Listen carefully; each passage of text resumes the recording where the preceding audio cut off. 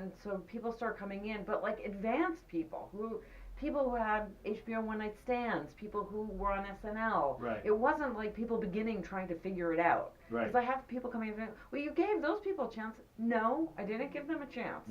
They were amazing. Right. I gave them a space that they could do something else in. Right. And that's the difference, because comedians were about ready to burst. Oh, sure. So, but it's still, we had a little bit of a moment of like, people aren't coming, what is it? I would tell my friends, they'd be like, I hate stand-up, I hate it. It wasn't cool. It was like, I hate stand-up. I was like, it's not like that. And then... Can you imagine that? Somebody like, I don't like comedy? I live with someone who hates stand-up. Well, besides you. Yeah. So anyway, so eventually, we started, and then an audience started coming, and they started bringing their friends. So new material was necessary, and that became the thing. Then once new material was the thing, I started asking people questions. I really wanted the performance experience to be as enjoyable as when I would talk to my friends on the phone or in person, which it wasn't. I was like, you're so funny when I talk to you. Why aren't you funny on stage? Right. And that was that intimacy was what I was really trying to go for. And that intimacy is still something that gets bled out of comedy, because you see so many Netflix specials that are like, okay, well, I have my Netflix special, I'm going to do it for 50,000 people. Right. Not everybody. I mean, there's a number of specials that are shot for small audiences, and those are my favorites. So, so that's sort of the beginnings and inception, and then it was really about gathering a group who was really willing to take risks and be vulnerable, and who loved each other in, crazy comedy way, and really supported each other, and were really family. There was a lot of time that original group of UnCabaret performers spent together outside of the performance situation. I was going to ask you about Taylor Negron, because I did a show with him, and we talked for like an hour. The guy was one of the greatest guys. How did you meet him? Okay, I did one of these one-person shows. I think it was Globomania. I can't remember. And he came up to me after. He says we met at the Improv. We must have met at the Improv. He says we met at the Improv, and I invited him. I don't remember that, but that must have happened. And then he came to the one-person show, and he was like, oh my, in his Taylor way, it's fabulous. Oh my God, you're everything. And then we went out to dinner. I mean, he just came with us to dinner, and we were friends that night. That was Taylor's way. He spotted you. He always had people. There were so many. He was a collector of people. Yeah. And he would decide, and then you'd be friends, and then it became us, and we were just doing the thing. So I mean, he would just. I just met him one night. It was the same kind of thing. He was just. He was telling me stories about Joe Pesci and like all this other stuff. He had stories. Oh God, did he have stories? That one. Oh my God. Like and then he told me he's like, you remind me of like an old time comic. He's like, you just had that look, and he saw me on stage. He's like, man, it was. You know what Taylor is? I don't think I do. You've seen him in movies, I know. He was, Easy Money. He was the pizza guy in Fast Times. He was in. Ariarag is the thing that most people know him from.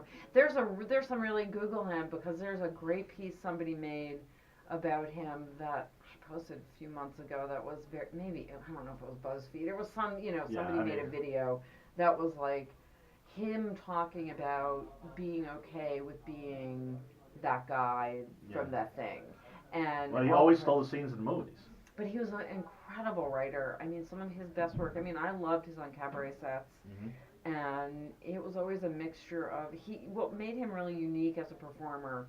And this is one thing about UnCabaret is the uniqueness of everyone that we're deep in.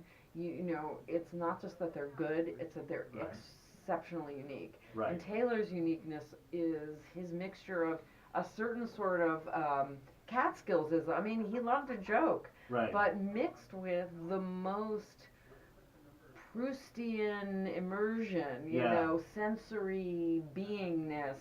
It was and he was so grounded in.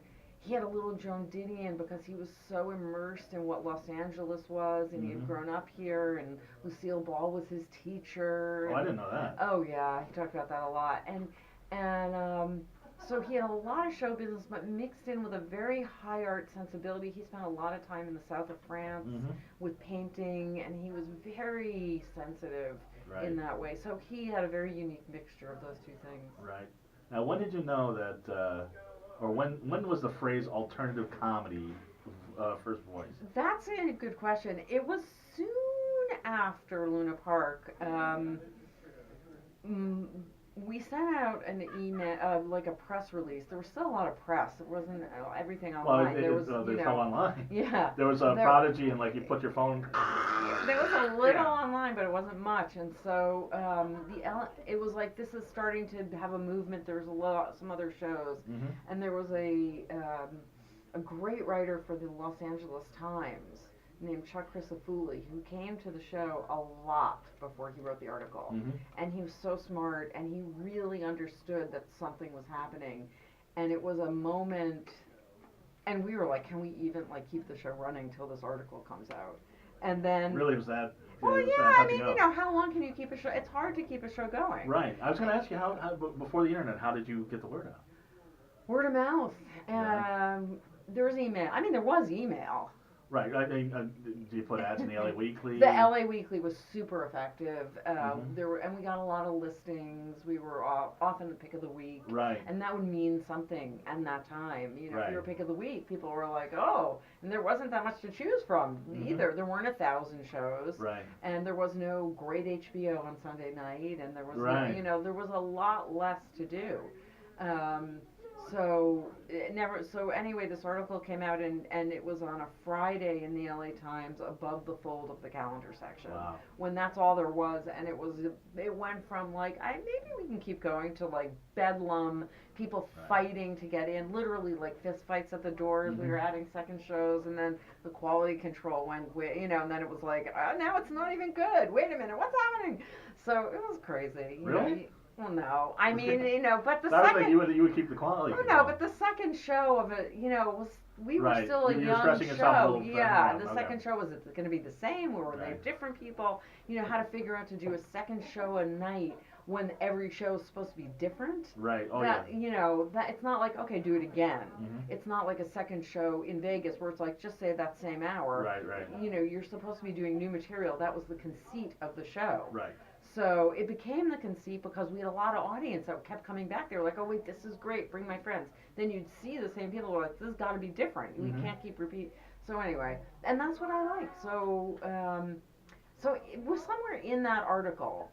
The article was like a new breed of stand-ups. Right. So the idea of, and there was also alternative, like, it was very aligned with what was happening in music because what was happening, the garage bands and grunge was happening. Also, rap was going in a different direction. All sorts of things. A lot of things are having their 25th anniversary around now. You know, there was a big cultural push for a lot of new at that time. You know, it was like Nirvana and Hole, and you know, there was a real feeling.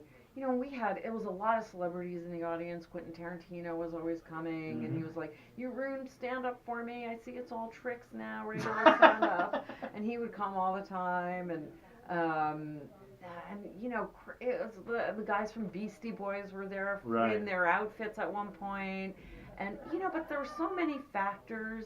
I mean, my sort of obsession with it did keep it going, but even the fact that Luna Park was such a special club, you know, the architecture of Luna Park was, first of all, it really was more than a room. It was a whole place, and there was a restaurant, and then there was a bigger room upstairs.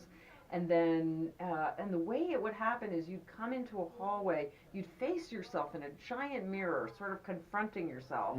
There was a giant chandelier, and then you'd turn around away from yourself and continue walking downstairs. And I swear there was a descent into a kind of, you know, subconscious, and a letting go of a self-consciousness that happened in that room. And because kind there of was a zen space. It was well, it was tinsel and, you know, show business. It wasn't Zenish at all, but it was.